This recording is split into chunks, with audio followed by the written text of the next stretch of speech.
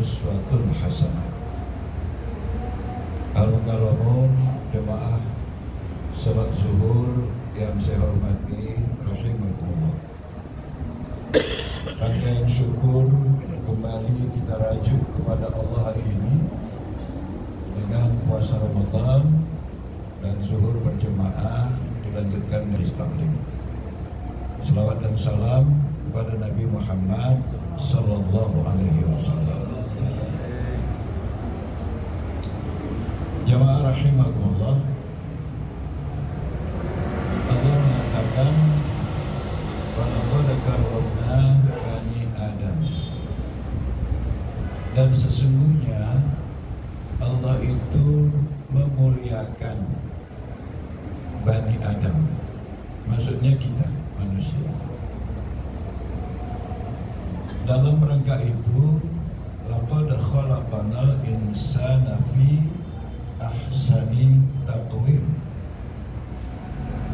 Memang dari semua ciptaan Allah yang paling sempurna dan yang paling indah dibandingkan dengan apa saja, itu namanya manusia. Masih dalam rangka memuliakan juga, huwallazi khalaqakum ma fil ardi jami'an. Kemudian Allah menfirmankan semua yang ada di atas bumi ini diciptakan untuk makhluknya yang dimuliakan itu, manusia. Tapi bagaimana agar dengan semua fasilitas itu dia tetap menjadi mulia?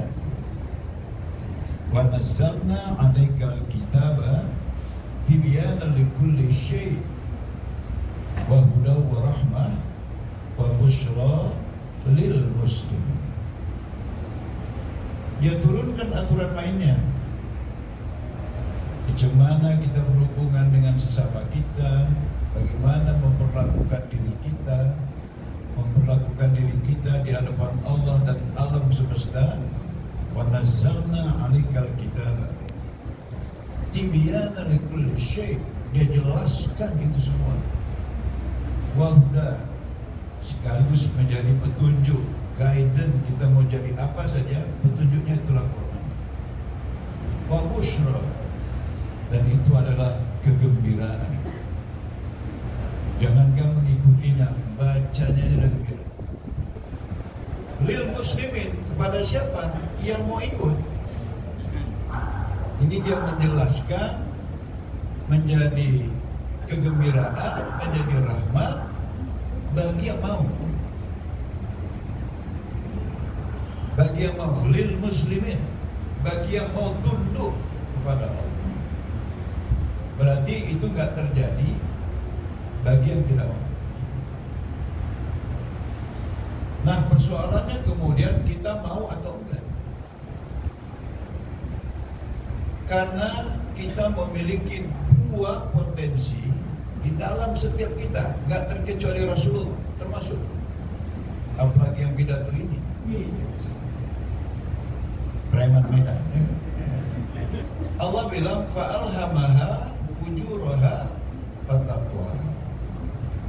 Di dalam diri bapak-bapak, di dalam diri ibu-ibu, di dalam diri saya ada dua potensi yang tarikannya sama kuatnya. Apa itu? Fujur, melawan Allah, berbuat jahat. Takwa, mengikuti Allah, berbuat baik. Dan kekuatannya sama dan tidak pernah hilang salah satu. Makanya ada bekas orang baik, ada bekas orang jahat. Kok ada bekas orang jahat, dulu jahat, sekarang baik?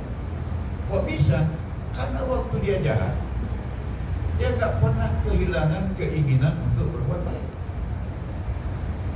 Ada bekas orang baik, dulu baik, sekarang jahat. Kenapa? Waktu dia baik, dia tetap masih punya keinginan berbuat jahat. Kita ini udah puasa, sholat zuhur, baik apa enggak ini?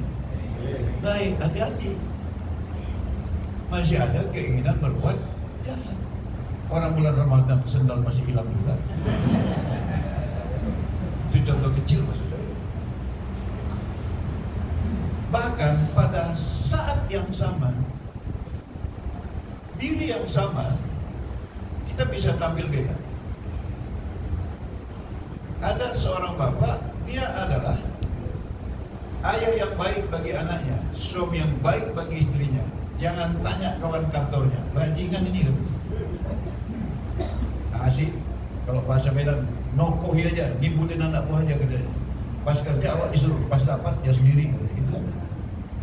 Padahal ayah yang baik, suami yang baik, tapi pegawai yang jahat. Ini dia pegawai yang baik, ayah baik, suami baik, tetapi tetangga yang jahat. Entah berapa tetangga udah dilabrak sama dia. Jangan patah punya satu, sikatnya tetangga. Kok bisa pada saat yang sama tampil berbeda? Jawabannya mudah. Fa'alhamaha ujuraha wa taqwa. Terserah kita. Tapi Allah tuh Maha Pengasih, Maha Penyayang. Dikasihnya kita hadiah bulan Ramadan. Doanya berkah Rajab, berkah Syaban, dan sampaikan pada Ramadan. Kenapa? Karena di Ramadan ini kita bisa memulai kebiasaan baik tanpa halangan yang berarti. Rasulullah mengatakan, Inna syaitana min ibni Adam majrad dam. Setan di dalam tubuh manusia itu terdapat di setiap butir darah. Jadi berapa butir darah kita, segitu setan. Belum tahu Bapak Ibu berapa jumlah setan di badan kita? Belum kan? Nah, saya kasih tahu. Saya juga agak pernah gitu. Mana saya tanya kepada Profesor Dr. Helena Siregar, ahli darah. Saya tanya, Kak, berapa sih jumlah butir darah manusia? Ya agak susah itu Romo. Tapi biar mudah, ya 1 liter kira-kira 1 miliar butir. Kalau Romo nggak percaya itu sendiri. Darah manusia dewasa berapa liter Kak? Ya kurang lebih 4 liter.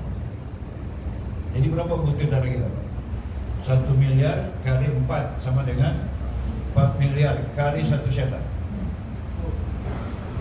Jadi kalau mau tahu berapa jumlah setan di badan kita, jumlahnya 4 miliar. Itu yang normal Pak. Kalau yang gemuk beda lagi. Karena makin gemuk setannya makin. Makanya kalau ada orang gemuk bolak-balik muap, malu kita setannya Bang. Saya punya 2 orang staf gemuk-gemuk dulu. Begitu dia mobil pintu jalan langsung tidur. Kalau bagi saya, ya maklum lah setannya banyak. Gak marah saya. Jadi kalau ada orang gemuk bisa aktif, macam beliau ini, itu luar biasa. Mengalahkan setan dalam jumlah di atas rata-rata. Yang Bapak Ibu sekalian, makanya Ramadan ini kita niat baik apa saja, eksekusi. Mau baca Quran, eksekusi. Mau sedekah, eksekusi. Mau salat sunat, eksekusi.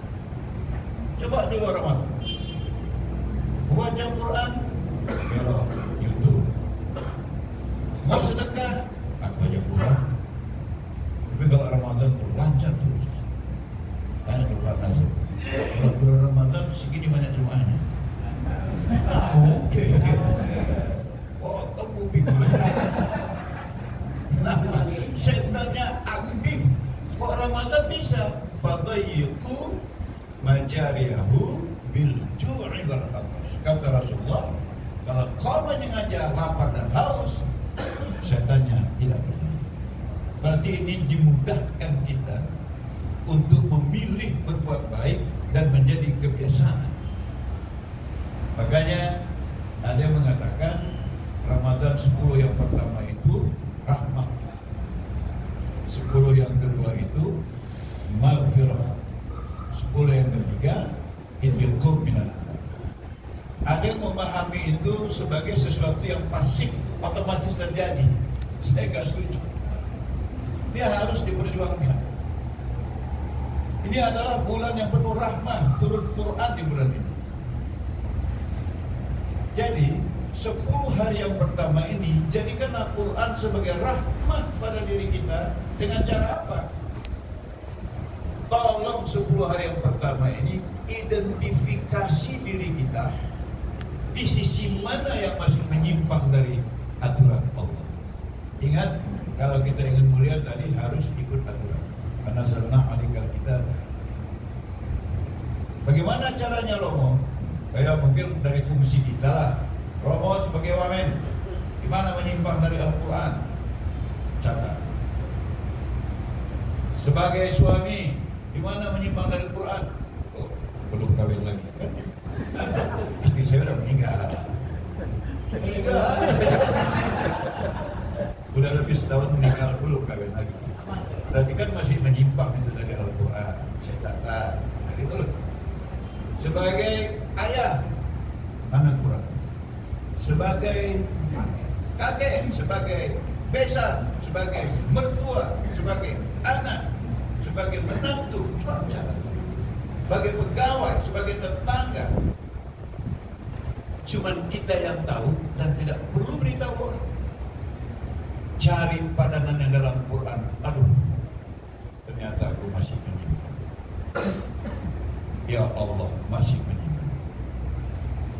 Di 10 hari yang kedua, maghfirah, kembalilah ke jalan Allah dengan identifikasi Quran. Besok aku udah seperti ini. Besok aku mulai kita rawat maghfirah. 10 hari itu maghfirah. Kembali semua, kembali. Dan kita biasakan di 10 hari terakhir itu khum minan nar.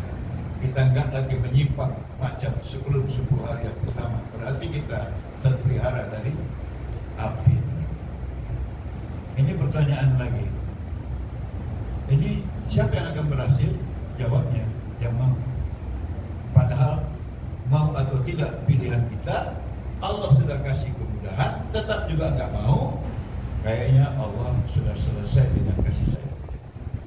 Dan bagi yang mau, walitukmilul iddah walitukabbirullaha ala ma hadakum wa la'allakum tashkurun. Hendaklah kau cukupkan bilangan puasamu dan engkau membesarkan Allah atas hidayah yang telah diturunkannya kepada Quran. Artinya setelah cukup puasa, maka kita tidak lagi patuh kepada yang melawan Allah. Kita hanya mengikuti aturan Allah. La'allakum tashkurun. Mudah-mudahan hidup kita sesuai dengan aturan Allah. Karena substansi hakikat dari syukur itu adalah hidup mengikuti aturan-aturan Allah. Orang inilah yang berhak disebut Aidil Fitri, kembali kepada fitrahnya. Jadi Bapak Ibu, nanti waktu takbiran semuanya merayakan Aidil Fitri. Tapi siapakah yang Aidil Fitri? Yang tahu dirinya dan Allah Subhanahu wa ta'ala. Dimana saya membacakan hadis untuk iman-iman, untuk warning. Kamin saib laisa lahum min siyamihi illal ju'i wal atas. Nanti memang banyak yang berpuasa, tapi dia tidak mendapatkan apapun dari puasanya kecuali lapar dan haus. Insya Allah hadis ini alamatnya bukan untuk kita dan keluarga kita. Amin. Demikian yang dapat saya sampaikan. Lebih dan kurang mohon maaf. Assalamualaikum warahmatullahi wabarakatuh.